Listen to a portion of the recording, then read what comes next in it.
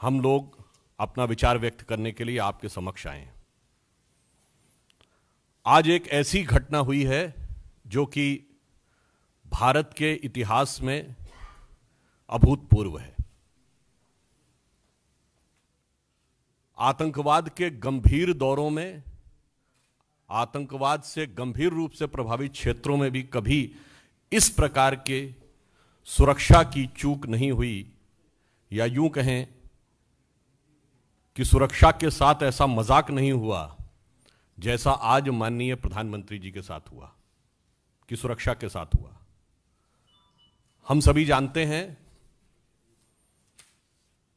कि चाहे राष्ट्र का विकास हो, राष्ट्र का हित हो या राष्ट्रीय सुरक्षा, सभी को अपनी निजी राजनीति के तराजू पर तौलते तौलते आज वह इस सीमा तक आ गए कि मोदी जी के प्रति ईर्ष्या, मोदी जी के प्रति वैमनस्य, मोदी जी के प्रति घृणा, means both in the jealousy, contempt and hatred, सरकार के रूप में अपना संवैधानिक दायित्व, राजनैतिक दल की मर्यादा और मानव जीवन का मूल्य यानी इंसानी जान की कीमत, तीनों को तार तार कर दिया। और उसी के साथ यह भी कहेंगे कि पंजाब की गरिमा को भी पूर्णतः धूल धूसरित कर दिया है। पंजाब की क्या छवि बनाई उन्होंने राष्ट्रीय अंतर्राष्ट्रीय स्तर पे। इसलिए इस विषय के ऊपर विस्तार से आपके समक्ष भारत सरकार की केंद्रीय मंत्री स्मृति ईरानी जी अब अपना वक्तव्य देंगे।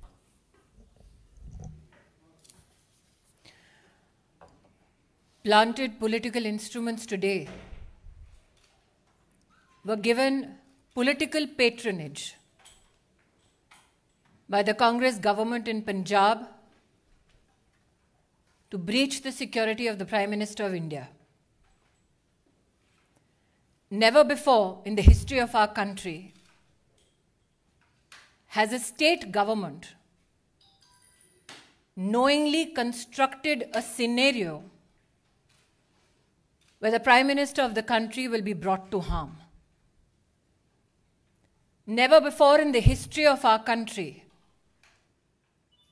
were police functionaries in a state directed, convenienced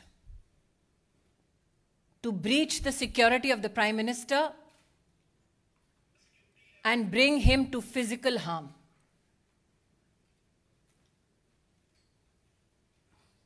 As a member of the Bharatiya Janata Party, I am sure the nation shares our outrage at this incident. We know that the Congress party hates Modi, but today they tried to harm the Prime Minister of India. Such is the breakdown of law and order in the state of Punjab that the DGP police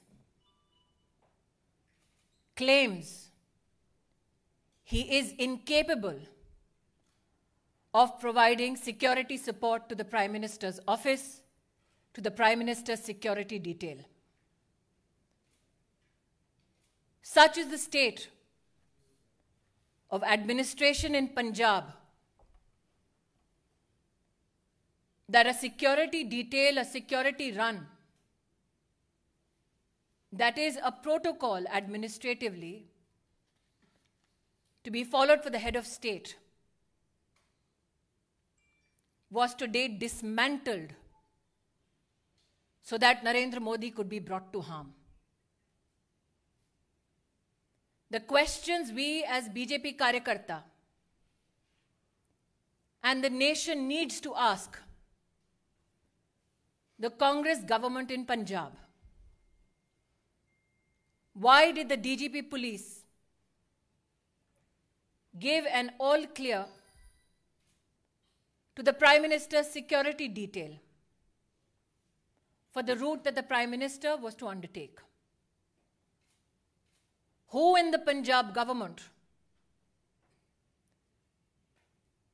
gave information about the Prime Minister's route to individuals who planted themselves atop the flyover. Video evidence, now publicly available, brings such questions to the fore. When the Prime Minister's security detail contacted Punjab Police with regards to the circumstance of the Prime Minister's cavalcade atop the flyover, where there was a 20-minute exposure and a breach of security of the Honorable Prime Minister, why did those who lead security arrangements on behalf of the state government not respond to any call or efforts to communicate to secure the Prime Minister? As Sudhanshu ji has said, these are not mere charges. This is the reality of Punjab under a Congress government. What enrages people like us even more is this: that when the Prime Minister of India had his security breached, Congress leaders erupted with joy, asking him how his Josh was. The Prime Minister, magnanimous as ever, it is reported in the media, on his way back, it seems, communicated कि जिंदा लौट रहा हूं. I would like to tell the Congress establishment, Modi became the Prime Minister of India with the blessings of the people of India. Narendra Modi went to Punjab today to dedicate projects worth 42,000 crores for the people of Punjab. When you can't answer on issues of development, this is the depths to which you will fall. The questions, I repeat. Why was the Prime Minister's security detail given a false clearance of the route that the Prime Minister was to be undertaken? Why did the security detail not receive any response from the state administration when the Prime Minister's security was breached and there was an exposure in his security for 20 minutes? And why did the Congress leadership erupt with joy when the Prime Minister of your country and mine had his security breached? Planted political instrument today sought to bring harm to the office, the institution of the Prime Minister of India. We, as a political organization and citizens, would not reduce ourselves only and limit ourselves to expressing rage, to expressing anguish. We now demand answers. We as Karyakartas, me and Sudhanshu ji, believe that the MHA has asked for a report on this issue. And my hope is that those who tried to bring the Prime Minister to physical harm are met with justice. Bharat के इतिहास में आज पंजाब की पुण्य धरती पर कांग्रेस के खूनी इरादे नाकाम रहे. जो लोग कांग्रेस पार्टी में मोदी से घृणा करते हैं, वो आज देश के प्रधानमंत्री को, उनकी सिक्योरिटी को किस तरह से भंग किया जाए उसके लिए प्रयासरत थे. जो आक्रोश आप मुझ में और सुधांशु जी में देख रहे हैं, वो मात्र हमारे राजनीतिक संगठन तक सीमित नहीं है। हमने बार बार कहा, नफरत मोदी से कांग्रेस को है, हिसाब हिंदुस्तान से और हिंदुस्तान के प्रधानमंत्री से ना कीजिए। पंजाब सरकार को, कांग्रेस को आज जवाब देना होगा। प्रधानमंत्री किस रूट से एक स्थल पर पहुंचते हैं, उस पूरे रूट की सुरक्षा का प्रबंध और कोई भी गतिरोध नहीं है, ऐसा आश्वासन पंजाब पुलिस ने प्रधानमंत्री जी के सुरक्षा दस्ते को दिया। क्या जानबूझकर प्रधानमंत्री जी के सुरक्षा दस्ते को झूठ बोला गया? प्रश्न 2, प्रधानमंत्री जी के पूरे कैवलकेड को जब रोकने का प्रयास हुआ, 20 मिनट तक जब उनकी सुरक्षा भंग की गई, जिन लोगों ने प्रधानमंत्री की सुरक्षा को भंग किया, उन लोगों को प्रधानमंत्री की गाड़ी के पास तक, उस स्थल तक किसने और कैसे पहुंचाया? क्योंकि हिंदुस्तान में हर नागरिक जानता है कि प्रधानमंत्री की इस वक्त की मूवमेंट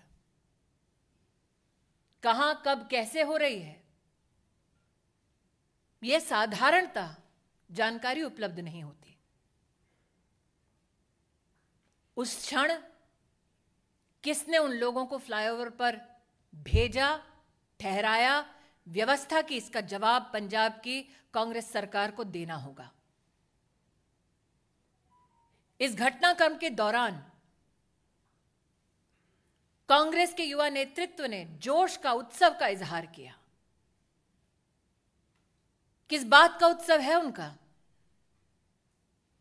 किस बात का जोश है कि देश के प्रधानमंत्री को मौत की कगार पर ले गए थे? मुझे आक्रोश इस बात का है कि जब सुरक्षा कर्मियों ने पंजाब सरकार से उस समय संपर्क साधने की कोशिश की, तो मुख्यमंत्री के दफ्तर से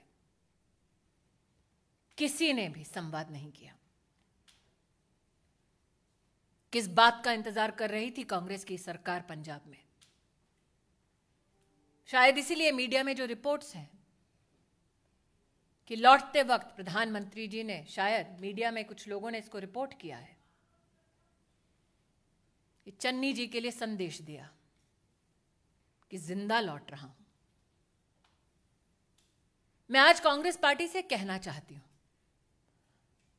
नरेंद्र मोदी देश के प्रधानमंत्री बने देश के नागरिकों के वोट और आशीर्वाद से। उन्हें ध्वस्त करना है तो इलेक्शन में करते हैं। ये साजिश रचने की क्या जरूरत थी? इन सभी सवालों को मात्र मैं या सुधांशु जी नहीं पूछ रहे, राष्ट्र भर में ये सवाल उठ खड़े हुए हैं। लेकिन वो लोग जो इस षड्यंत्र का हिस्सा है, उनसे कह दो कि मेरा विश्वास है कि न्याय निश्चित रूप से होगा। बैर मोदी से है, लेकिन देश के प्रधानमंत्री का बाल बांका करने की ये साजिश, इस साजिश को देश समर्थन नहीं देगा।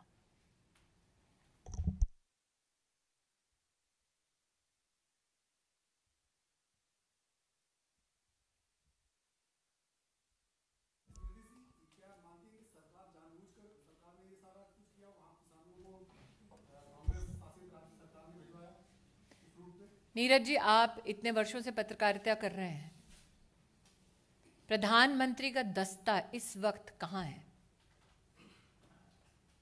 आप इसका जवाब दे पाएंगे? ये सिर्फ सुरक्षा कर्मी, सुरक्षा बल और पुलिस जानती है। उस क्षण उस फ्लाईओवर पर लोगों को किसने पहुंचाया? दूसरा प्रश्न, प्रधानमंत्री जब निकले, प्रस्थान किया जब उन्होंने, तो पंजाब की डीजीपी ने आश्वस्त किया था कि कोई गतिरोध नहीं है। तो क्या वो झूठा आश्वासन था?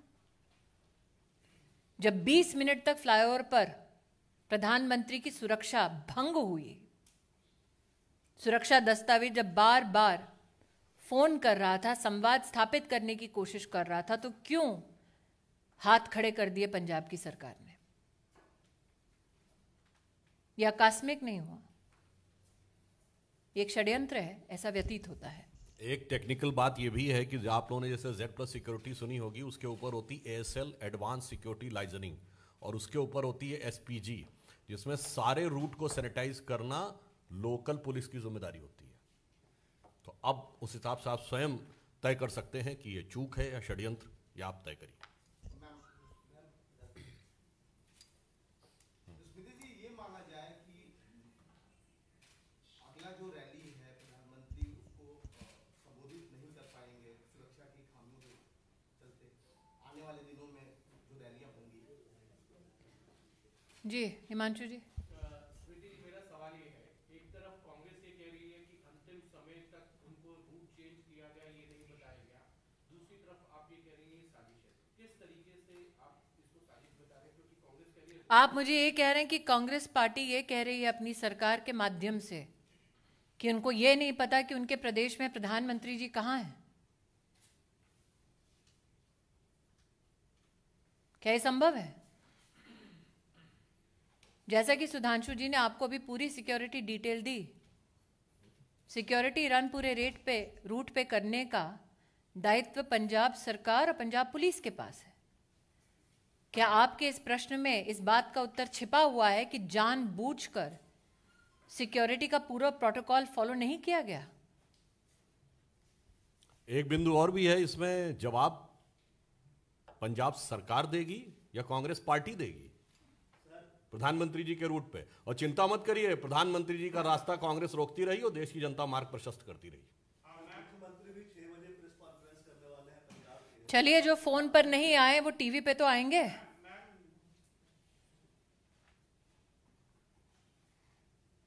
फोन पे आ जाते सुरक्षा कर्मियों के लिए तो शायद प्रेस कॉन्फ्रेंस करने की नौबत नहीं आती। और पंजाब के मुख्यमंत्री, उनकी कितनी काबिलियत है, ये कांग्रेस पार्टी के पंजाब प्रदेश के अध्यक्ष से पूछिए ना।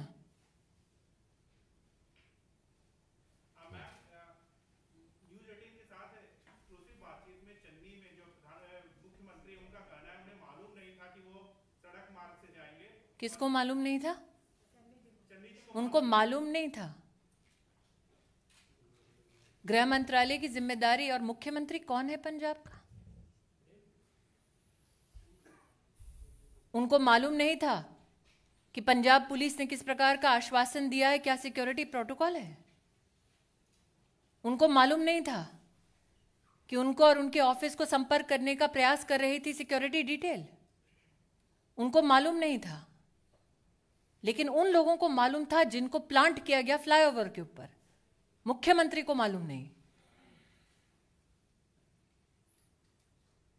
जी, फिरोजपुर के एसएसपी को सस्पेंड किया गया है, तो क्या इतना काफी है? और ये अकाउंटेबिलिटी सिर्फ उन्हीं की है? pawns have been sacrificed.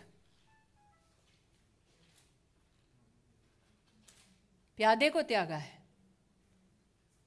बिसात जिसने बिछाई जवाब उसको देना है। प्रधानमंत्री जी की सुरक्षा का निर्णय राज्य स्तर के एजेंसीज लेती हैं कि जिले स्तर पे? और जो आपने कहा कि वो कह रहे हैं कि उनको मालूम नहीं था, इससे स्पष्ट है कि पंजाब के मुख्यमंत्री का पार्टी संगठन से तो समन्वय था नहीं, अब प्रशासन से भी समन्वय नहीं है।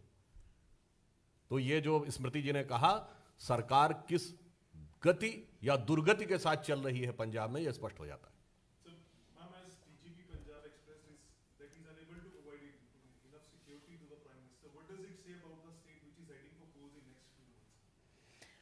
When you bring a calculated, structured and politically directed security breach to the office of the Prime Minister. You sully the name of the institution. You sully the office that you hold. But more so, can somebody who is a part of an administration that is responsible to provide security deliberately partake in dereliction of duty so that the Prime Minister is brought to physical harm?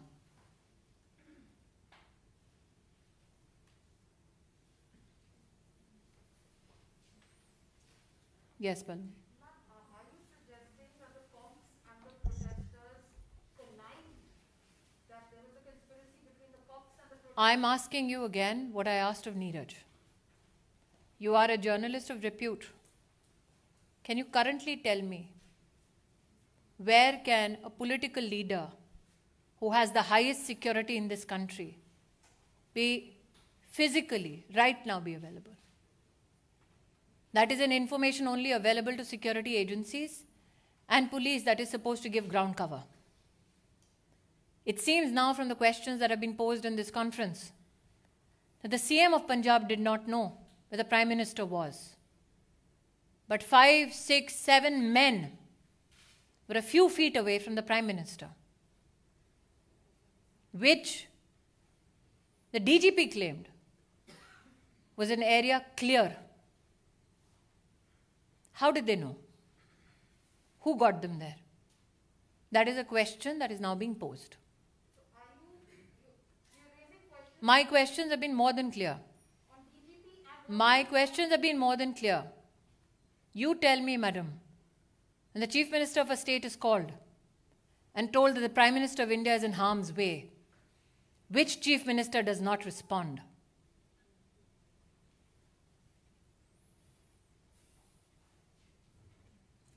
वो देश के प्रधानमंत्री हैं, मात्र BJP के नहीं. Thank you. और कुछ एक मैं अंत में एक बात ये भी कह दूं जो आपने कही, जब कांग्रेस पार्टी का कोई ऑफिशियल व्यक्ति ये कहता है कि हाउ इज द जोश, तो ये हृदय में बहुत वेदना और जनता में स्तब्धता उत्पन्न करता है.